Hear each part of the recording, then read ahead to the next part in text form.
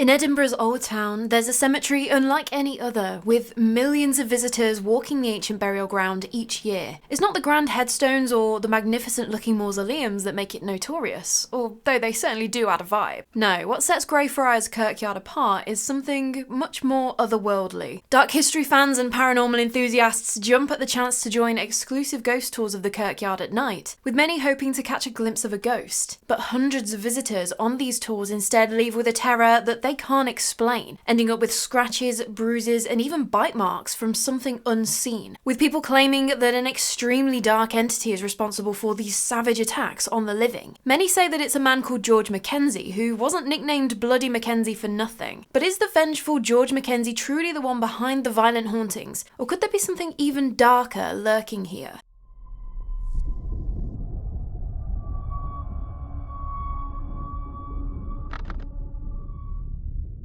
So Greyfriars Kirkyard is commonly thought of as one of the most haunted cemeteries in the world. It's always popping up in those BuzzFeed top 10 lists around Halloween time. But honestly, the stories that I'm about to tell you may give you an idea of just why that might be. I mean, just as an example, conservative estimates say that there are at least 100,000 people buried in this graveyard. But some say there could be as many as 750,000. That's 750,000 people. That is a lot. But before it was ever the final resting place of hundreds of thousands of Edinburgh residents, the site was actually the herb garden for the medieval infirmary that an order of Franciscan monks ran here as part of their friary. These holy men wore grey robes, hence the name Greyfriars. And then kirkyard, kirk is the Scottish name for church, so kirkyard means churchyard, the more you know. This friary was actually dissolved in 1559 though, thanks to the Scottish Reformation that was sweeping the country, where Scotland broke away from the Catholic Church. But it wouldn't be long until the land would be used for its new job, because by 1562, Edinburgh was running into a space problem. And if you've watched my episode on Mary King's Close and also Edinburgh Vaults, then you already know how this was affecting residents that were trying to live in the city. But this space problem was more to do with the dead rather than the living. The cemetery at St Giles's Cathedral was becoming somewhat overcrowded, and so with that came a less than pleasant odour, especially in summer. And so the city council petitioned Mary, Queen of Scots, to let them turn the old Franciscan patch of land into basically an overspilled burial ground. Because at that point, Greyfriars was on the edge of town, so there'd be less worry about the smell. All good, right? Within just a few decades of the cemetery being established, Greyfriars had become the final resting place for thousands of people, particularly victims of the Black Plague from the outbreak in 1585, mass graves hastily dug in what would have been a terrifying time to be living in the city. Just not a great time all around. As time went on, the city of Edinburgh continued to expand as well, until Greyfriars became enveloped by buildings on all sides. And then the church, Greyfriars Kirk, that was built in the early 1600s, so quite a while after the land had started to be used as a cemetery. And so over time, this place that was dedicated to death became surrounded by life. But as, of course, we'll see later on, it doesn't seem like everyone is resting peacefully. So fast forward a little bit into 1638, and things are about to get a little messy. At this point, King Charles I was on the throne, and he was ruler of both Scotland and England after the union of the crowns in 1603. But he decided that he was not only the king, the ruler of the country, he was also the spiritual head of the Church of Scotland. The problem with this was that the Scottish Presbyterians, who firmly believed that only Christ could hold that particular title, they were having exactly none of it. And so on the 28th of February 1638, right here in Greyfriars Kirk, a group of Scots made a stand, a declaration. They signed the National Covenant, which was basically a document saying, yeah, no thanks Kingy, you're not going to tell us how to worship. And it was tense, but it worked, somewhat, for a little while, until Charles II came to the throne and tried to force control over the Scottish Church again, which made things rather decidedly take a sharp turn for the worse. By 1679, the Covenanters, those brave folks who had stood up for their religious freedoms, they found themselves hunted, imprisoned, and in many cases executed for their beliefs. This period of violent persecution became known as the Killing Times, where attending an illegal service could literally get you executed. And that's where a man called Sir George Mackenzie enters the story, a Scottish lawyer and Lord Advocate. He was the man who King Charles II had appointed to persecute these Covenanters and squash their little rebellion of theirs. And so George Mackenzie did as his king instructed him to do, with great enthusiasm. The Covenanters, they were trying to fight back against his persecution though, but they suffered a major blow when they lost the Battle of Bothwell Bridge on the 22nd of June 1639. 1,200 men were rounded up and imprisoned in a makeshift prison in Greyfriars, which at the time, it was just a patch of the field that was just lying empty, but it had retaining walls that helped to keep the men locked in. And there wasn't any buildings in this part, it was just a wide open space, much larger than what's there now. There was no shelter from the brutal Scottish weather, they had barely any food, 4 ounces of bread a day, which is just over 100 grams, and if you track your macros, you know how small that amount of bread is. Conditions were just absolutely awful, naturally. It was so horrific that many of them didn't survive the 4 months that they were kept locked in here. Some were executed outright and their heads displayed on spikes. Others died of starvation, exposure, and, unsurprisingly, when you've got that many people existing in a small space with no regard for their well-being, disease. As the numbers dwindled down, things didn't get any more hopeful. The remaining 257 Covenanters were chained together and loaded onto a ship where they would be sold off into slavery. But this ship actually sank off the coast of Orkney on the 10th of December 1679. But as most of these men were trapped down below deck, chained together, a lot of them weren't able to escape. Only about 50 of these Covenanters were able to make it out of the wreckage, and there are differing reports about what actually happened to them afterwards. Some say that they were rounded up and still ended up as slaves, others say that there were some that were quietly allowed to settle locally. And so, while the Covenanters' prison was only used for about 4 months in 1679, the energy and the emotions in that small area of the cemetery would have just been unbelievable. But space is space, and in Edinburgh, that is a premium, as though some of the field where the Covenanters were held was built on, and a strip of it was eventually used to inter more of the dead. A lot of the mausoleums now lining the remaining patch of the Covenanters' prison, they date to about the 18th century. There aren't any actual Covenanters buried there. But don't forget the name George Mackenzie, we're not done hearing about him just yet.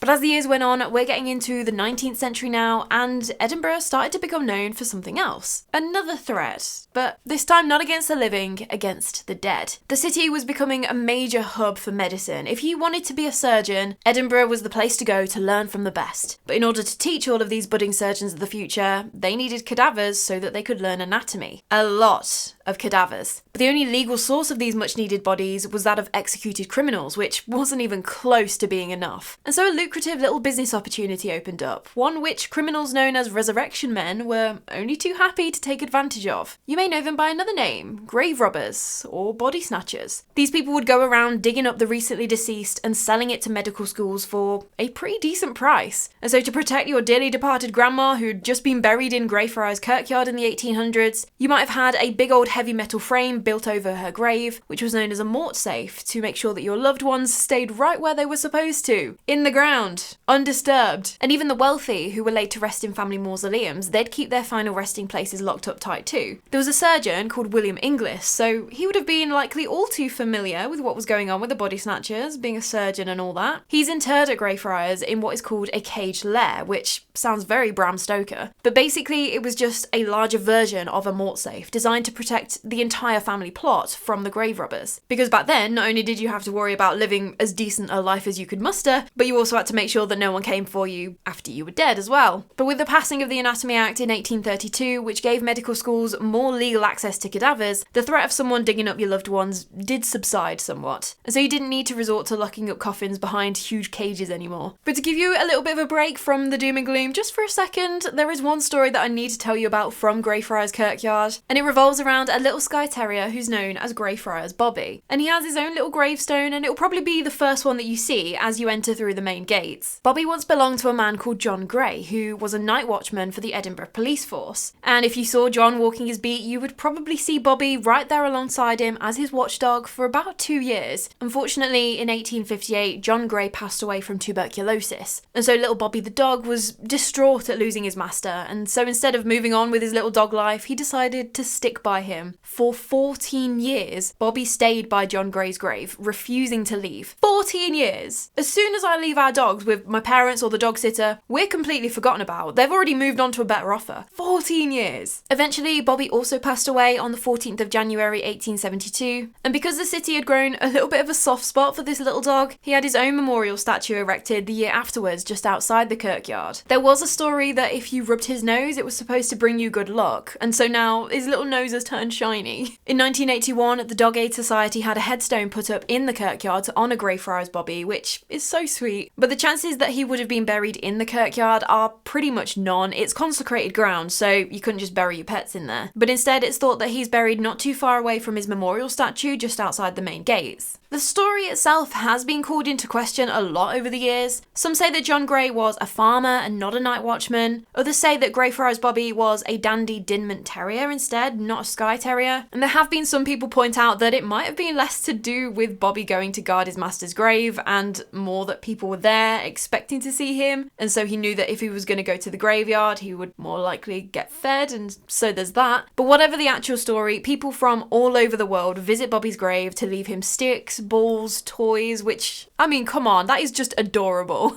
And also, fun fact, Walt Disney made a movie about him in 1961 called Greyfriars Bobby, The True Story of a Dog. It was based on a novel that was written in 1912, which is a bit of an embellished version of the story, so there you go. And perhaps it is just people's imaginations running away with them after they know the story, but some people claim to hear a little dog's barking, and others even claim to see a small terrier-like dog running around the kirkyard. I mean, it is a busy city cemetery, big tourist hotspot, plus there are likely to be a lot of dogs in the vicinity at any time, so yeah, but I thought I'd mention it anyway. The Greyfriars Kirkyard closed its gates to new burials in the 1870s because that one too had finally become too overcrowded with bodies. But over time, it's had so many famous city residents buried here, and to this day, it is a hugely popular visitor attraction. If you take a walk around the graveyard, you'll see the absolutely incredible artwork, the skulls, the dancing skeletons, hourglasses, wilting flowers, all that super cheery stuff. But this type of morbid imagery is called memento mori, Latin for remember you will die, which I know sounds super ominous, but back in the day it was meant as more of a reality check, a reminder that life is fleeting, death is inevitable, and nothing really matters. Just a nice little smack of philosophy, I guess, when you get in your own head a bit too much. But it's not just the memorials and the history that draws the tourists to this cemetery in droves. It's got a certain, if unofficial, maybe, little connection to a particular fictional boy wizard, Harry Potter. Because J.K. Rowling, she was living in Edinburgh while she was writing her books. I'm not sure if she was there the entire time, but there were definitely a few of the earlier books where it seemed like she took a bit of inspiration from her surroundings, including potentially, maybe, a few names from the headstones at Greyfriars Kirkyard. It's all a bit of speculation though, as she's come out and said on Twitter, or X, whatever, that she hadn't. But there are multiple names and unusual names too, so coincidence? Although in previous interviews she did say that she would stroll through the kirkyard, so maybe there was some subconscious influence going on there. Either way, Greyfriars Kirkyard has some names which may sound familiar to you. There is a headstone for Robert and his daughter Anne Potter, obviously Harry Potter. There are also gravestones reading Moody, Scrimger, Crookshanks, Black, and even Thomas Riddle. Also can't forget McGonagall. Although the real person remembered on this headstone, William McGonagall, he still has a reputation in his own right, although not one that I think he would want to be remembered for.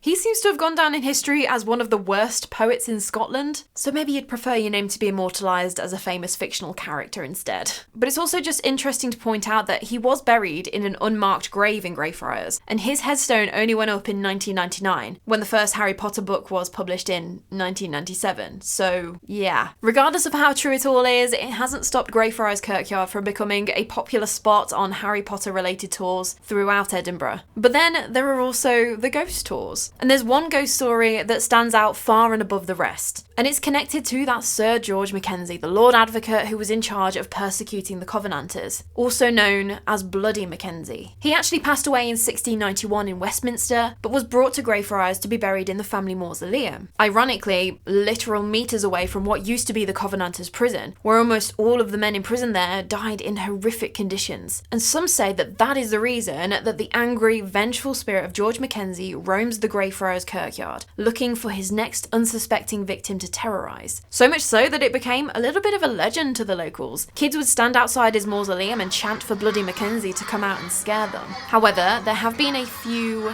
incidents, shall we say, that seem to have supercharged the regularity in which people are said to come into contact with this entity. In December 1998, there was apparently a homeless man who was desperately trying to find somewhere where he could shelter away from the freezing cold winter rain. It had been pouring down, there was no end in sight, you don't want to be out in this. He'd found himself at Greyfriars Kirkyard, and although the gates were usually locked at night, they had been broken by a television crew who had been doing some filming, and they'd just not been replaced by this point. I mean, bonus for this guy, and so he just went into the cemetery to try and find some shelter. He walked along until he got to the huge dome-roofed Mackenzie Mausoleum, which had a padlock on the front door. But as this guy looked closer, he had seen that there was just the smallest of openings on the back wall, and that was enough to get him out of this freezing cold rain. He jumped the railings that ran either side of the mausoleum and shimmied himself in through this tiny little gap, where he found himself himself inside the final resting place of Bluidy Mackenzie himself. He saw that there was a grate on the floor with steps leading downwards and thought, underground, that would probably make an even better shelter. And so the story went on to say that maybe while he was down there looking around, seeing the coffins, he may have been trying to relieve those coffins of any valuables, say. And it was during this effort, where he was trying to lift the lids off, that the floor underneath him gave out, and he fell through into what can only be described as a pit of skeletons. There he was, lying in this dark hole, face to face with the skeletal remains of long dead Edinburgh citizens who had been buried centuries ago. All this noise, all of this kerfuffle that had been going on had attracted the attention of a dog walker who had been nearby, and so he'd gone over to the mausoleum to see if anything was amiss. He'd shone his torch into the mausoleum just through the wooden doors, and just so happened to catch the moment that the absolutely terror-stricken homeless man came galloping out of the hole in the floor, before scrambling through the gap in the wall and legging it out of the cemetery. Quite understandably, both the homeless man and the dog walker were hysterical. They both scared each other, basically. Although naturally the homeless man was somewhat more traumatized after landing in the bones of a whole bunch of dead people. And whether it was one of these plague pits or not, whether they were just paupers who hadn't been able to afford a proper burial, whether they were long-distant relatives of the Mackenzie family who had asked to be buried in the mausoleum, we don't know who these skeletons specifically belong to. But what we do know is that the first encounter with the entity that was named the Mackenzie poltergeist happened a week after this incident. And the thing about this entire story is that Mackenzie's mausoleum is sealed off to the public. It always has been sealed off. The doors have always been padlocked. No one is allowed inside, technically. Only in early 1999, a woman had walked up to Mackenzie's tomb to have a look inside, have a nosy about, see what you can see, when she claimed that she felt an icy gust of wind hit her, which had been so strong that she'd been knocked back and had fallen over. Other people had begun to comment on how there was a not super nice smelling odour coming from the structure, which, I mean, there are dead people interred there, but then it gets weirder. A month after these smells and the cold gust of wind had all been reported, it happened again. Only this time, it wasn't from out of Mackenzie's tomb. It was from one very unassuming looking mausoleum inside the Covenanters prison, the place known as the Black Mausoleum. And it was around this time that Edinburgh Council had decided to lock the Covenanters prison so that no members of the public could just wander around it anymore. The official line was because some of the mausoleums had been damaged and that was that, but others speculate that it might have had something to do with something else that was going on. The newly formed City of the Dead tours had got given the keys to this gate though, and also the green light from the council to start offering ghost tours in the Covenanters prison. And so part of their haunted graveyard tour takes the group obviously into the Covenanters prison, but it also gives you the opportunity to go inside this Black Mausoleum, and from there the activity just exploded. And so even up to now, the only way that you can access this section of the cemetery is through this company. But even so, allegedly between 1990 and 2006 there were about 350 documented attacks, which continued after 2006 as well, so some estimates say that there are upwards of 500 now. And what I mean by that is,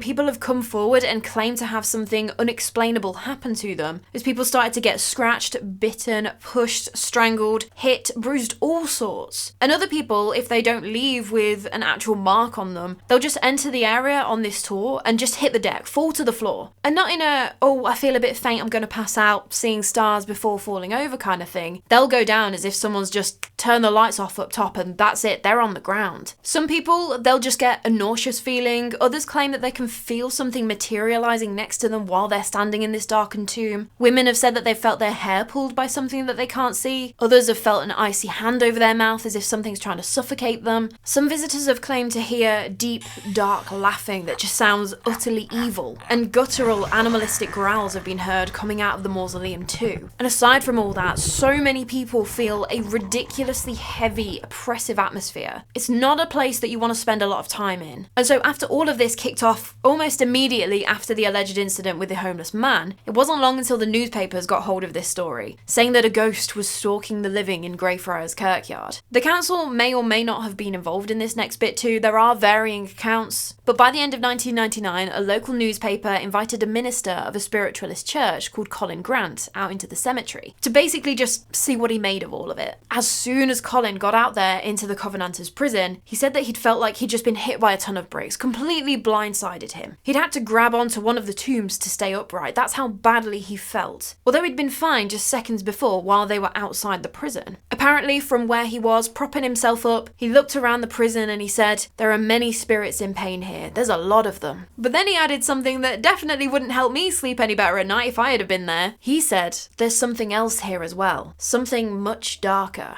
Okay, Colin. On the 14th of November 1999, Colin came back to the Covenanters prison, accompanied by a journalist and photographer from the newspaper. But he wasn't here to just talk about it this time. He was standing on business. He was there to perform an exorcism to try and help the souls who were still trapped there. And so that's what he did. He laid out some candles around the prison area and started reciting from his Bible. And this exorcism, it wasn't what Hollywood would have you believe. No projectile vomiting slime, no spinning heads, no levitation, nothing like that. Just Colin Grant walking the grounds, potentially around the rest of the Kirkyard too, not just the Covenanters prison, and just reciting passages from the Bible. During this exorcism, photographer Susan Burrell had been taking photos of Colin and seemed to capture something very strange in one of them. In this photo she'd taken, you can see that there is something in the window behind Colin. Some people say it's just the shadow of the Celtic cross headstone, but others are convinced that it's a figure watching what the Reverend is doing. Let me know what you think of that one. After a while, some say that it was hours, others say that it wasn't that long, maybe like 10 minutes. Colin declared that he was done, couldn't do any more, he was absolutely exhausted. But he thought that the exorcism had been a partial success. He said that he'd been able to free over 200 spirits from what he had claimed was indescribable woe, but he hadn't been able to banish the, quote, bigger and stronger forces which was still there. As he sat there on the ground trying to regain his strength, the people around him were concerned because this poor guy did look visibly ill, and he said, "This has taken a lot out of me, it'll most probably kill me." What now? He'd said that he had every intention of returning to finish the job though. He was going to exorcise whatever was lurking at Greyfriars Kirkyard when he had the strength, but he'd never get the chance. On the 21st of January 2000, Reverend Colin Grant collapsed and unfortunately passed away. Yeah, to be fair, he did have a heart condition, but apparently he was on medication and he'd been getting better. So was it his health and just an unavoidable, if incredibly tragic thing that happened? Or did it have anything to do with the exertion at Greyfriars just taking it out of him and him never being able to properly recover? The worst part about all of this though, the night after Colin had given everything to this exorcism, obviously the graveyard tours resumed, and so did the alleged paranormal activity, with a vengeance. On that particular tour was a woman called Lorena Ramirez, and she was over here on holiday in Edinburgh. So what do you do when you're holidaying in Edinburgh? You take a ghost tour, obviously. As soon as she set foot in that Black Mausoleum, she immediately started feeling like she was being choked. So of course, she starts running out, knocks over a bunch of candles that were still situated out on the ground after Colin's exorcism the night before, and she was there, just went off the deep end, panicking, saying that it felt like someone was pressing on her throat, although she could see, and quite clearly there was no one there near her, and she was far from the only one. A month later, another woman, Sharon Brewster, she was on the tour, again standing in the Black Mausoleum, when she also felt hands gripping her throat. She wasn't able to make it out like Lorena had though. As she'd started running towards the exit, she'd collapsed. It was all go, she was obviously helped up, she went home, went to bed, everything seemed alright after that, but when she woke up the next day, she had bright, vivid yellow bruises all down one side of her face and across her neck. No one at any point put their hands on her neck, even if she had hurt herself when she collapsed. So it seems like it didn't matter what Colin Grant had done at Greyfriars, this evil entity was still here, and if anything, it was just getting worse. There was another story that I came across, which was very strange and a weirdly specific thing to make up. So yeah. In April 2001, there was a woman called Kate Luskin who lived in Massachusetts, but was similarly to so many others holidaying in Edinburgh, or vacationing if you prefer. Anyway, she was on the City of the Dead tour, she'd gone into the Black Mausoleum and was listening to the guide, what have you, when she claimed to feel something grab her ankle. Okay, that's terrifying in and of itself. Why is something grabbing my ankle right now? But Kate says that she's quite a rational person. Okay, that was a very weird thing to happen, but ordinarily, like, she'd just brushed it off. But as she was standing there in the Black Mausoleum, she was just overcome with overwhelming emotion. She could not hold back. She just broke down crying and couldn't explain why. She was able to get out, calmed herself down, and that was her experience at Greyfriars Kirkyard. But that wasn't the end of her story. When she'd got home, post-holiday blues, you know the feeling, trying to get back into reality, she'd started to go about her normal routine, but she'd got this very unwanted souvenir reminding her of her terrifying experience at the Black Mausoleum. Because exactly where she'd felt whatever it was grab her on the ankle, she'd been left with 3 little nail marks, just tiny little lines. She was quite an active person out in the sun, but those lines would never tan. They'd end up looking more pronounced as they were like 3 pale lines on her ankle. The weirdest part, she claimed that her ankle felt freezing cold ever since that night. No matter what she did, it would not warm up. So that is very strange, but I would love to have an update. So Kate Luskin, if you ever see this, is your ankle still cold now? Do you still have the 3 lines? That'd be interesting to know. And throughout the research for this one, it's just story after story of accounts like this. Weird, unexplainable, terrifying things happening to people. So naturally, Greyfriars Kirkyard has a bit of a reputation, but that hasn't stopped some people from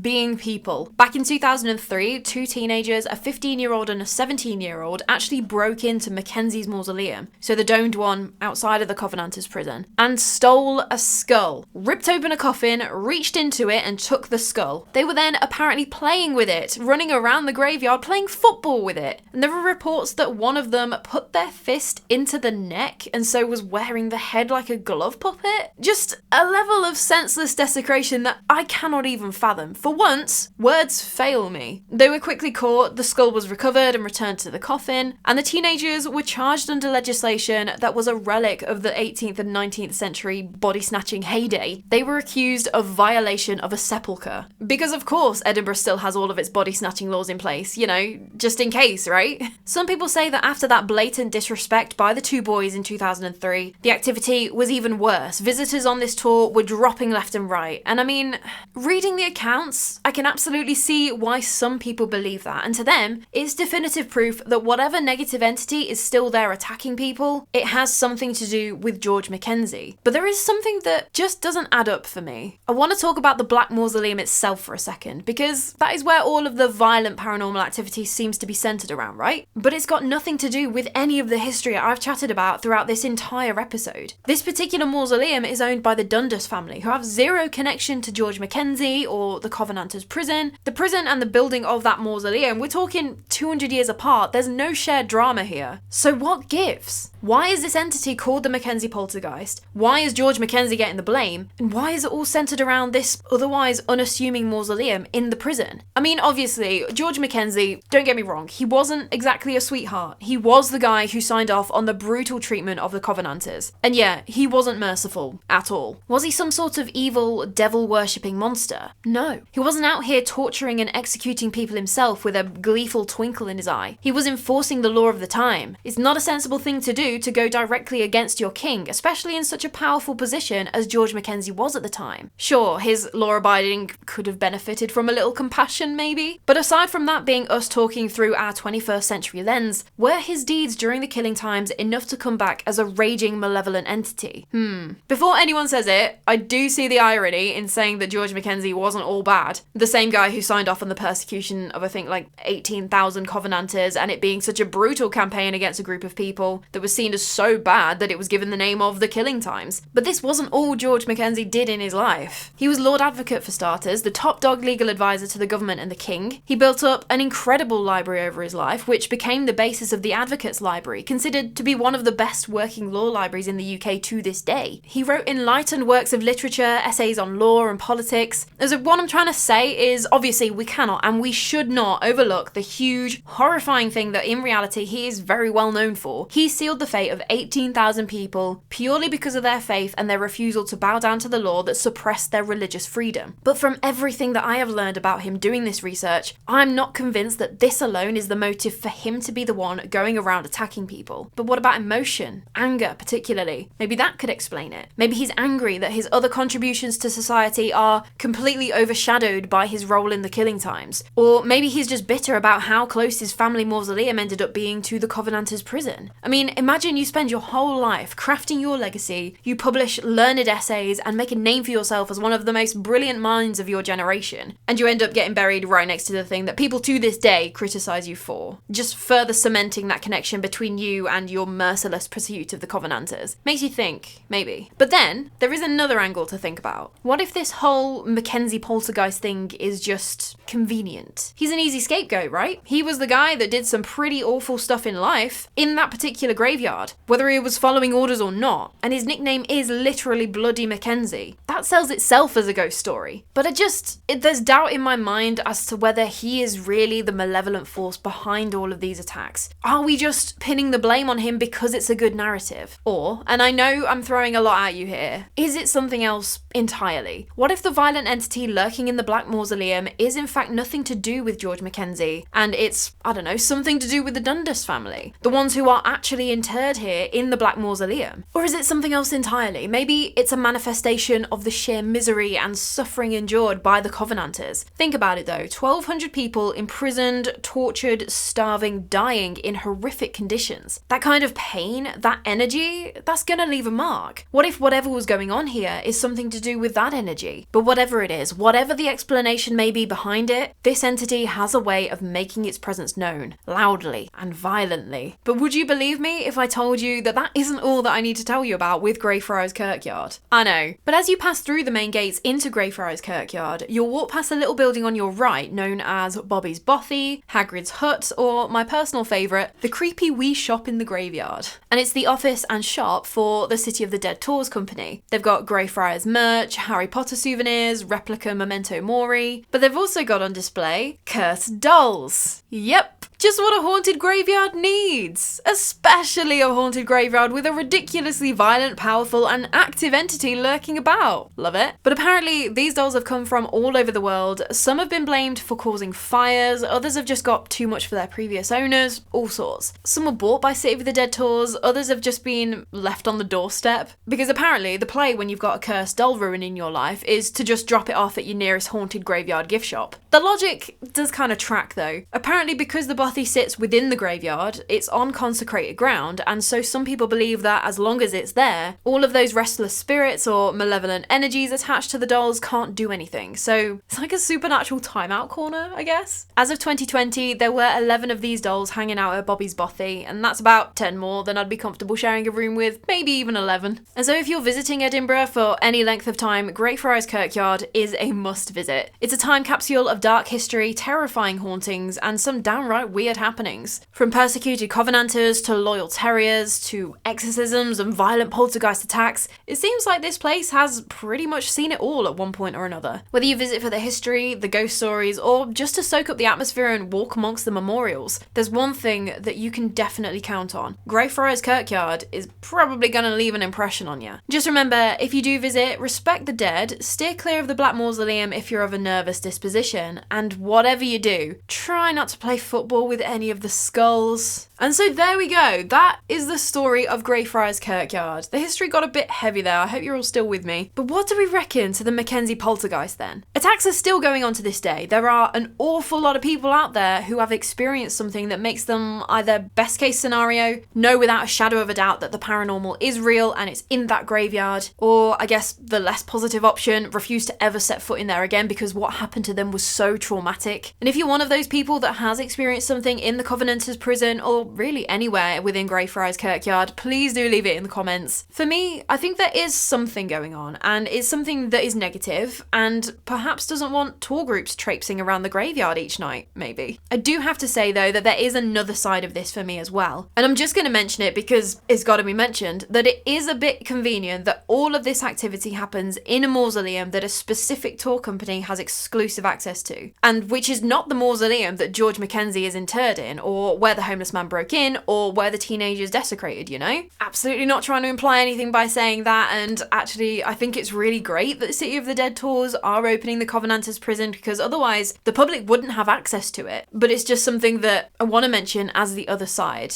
It would be really interesting to know if there was anything going on before all of this kicked off, before the 90s, before the guy broke into the tomb for the first time. If that even happened, I don't think there's any solid record from what I can find of that homeless guy. No news reports or anything like that, unless I'm missing something. But bottom line, I can imagine that there is absolutely something going on, and I totally would go on one of those tours to try and find out for myself. I think we did about 5 different ghost tours when we were last in Edinburgh, but we didn't do this one, so it is top of the list for when we go back. And also, as a bit of further reading, if you are so inclined, I highly recommend reading The Ghost That Haunted Itself by Jan Andrew Henderson. It was utterly brilliant and has so much more information in than I could ever hope to fit into an episode. I'm actually going to have to reread this at some some point because I am 100% sure I missed a bunch from my first read through. I normally just like read bits and pieces. I don't go cover to cover, so that is definitely what I'm going to do next time. But if you've enjoyed this video, please do hit the like button for me. And if this is the first time you're seeing me and you'd like to stick around for more ghost stories like this one, it would be super cool if you wanted to subscribe too. I'd be totally okay with that. But for now, that is all from me. Go get a drink of water, hydrate after that history lesson, make sure you stay hydrated. I cannot wait to chat with you more about the morbid, mysterious and macabre. So until next time, sleep safe.